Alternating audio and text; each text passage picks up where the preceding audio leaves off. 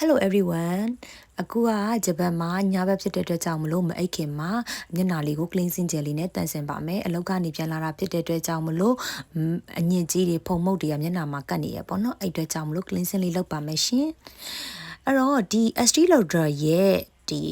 event night ပေါ့နော်အဲ့ cleansing gel လေးကကြတော့သူကအရန်ကို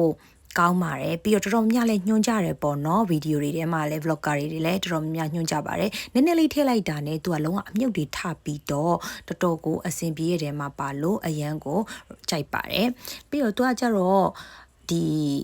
amino acid ပေါ့နော်15မျိုးတောင်ပါဝင်တာဖြစ်တဲ့အတွက်ကြောင့်မလို့ပျက်စီးနေတဲ့အသားရည်တွေကိုလည်းသူကပြန်လည်ပြီးတော့ပြုပြင်ပေးပါတယ်အဲ့တော့ all skin type ဘယ် skin မဆိုအသုံးပြုလို့ရပါတယ်သူက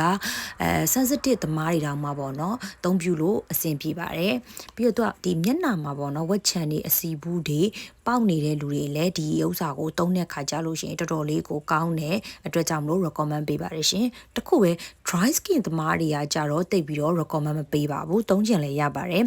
sensitive သမားတွေတောင်သုံးလို့ရတယ်ဆိုတော့လေနောက်တစ်ခါကျတော့သူကပြောမယ်ဆိုလို့ရှိရင်ပေါ့နော်တော်တော်ကိုလိမ့်လိုက်တဲ့ခါမှာလေတော်တော်လေးကိုပျော့ပြောင်းပြီးတော့ပေါ့နော်အဆင်ပြေတယ်ပြီးဆိုလို့ရှိရင်သူ့ကိုလုံးဝလိမ့်ပြီးတဲ့ခါမှာ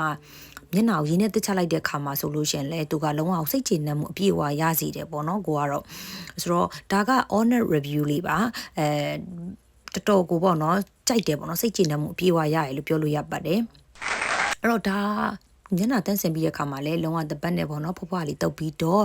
မှန်နဲ့ကြည့်တဲ့အခါမှာဆိုလို့ရှိရင်လည်းလုံးဝကိုကြည်နေတာကိုတွေ့ရပါတယ်ဘာမှလည်းမလိမ့်ထားပါဘူးဘာအဖက်မှလည်းမသုံးထားပါဘူးရှင်အဲ့တော့ကိုကတော့တရားရခိုင်တော့recommend ပေးပါတယ်သုံးဖို့တော့ကိုပေါ့နော်ဆိုတော့ပြီးတော့ဒီဥစ္စာကကြတော့သူကပေးရတဲ့ဈေးနဲ့လည်းတန်တယ်လို့လည်းပြောလို့ရတယ်ပြီးတော့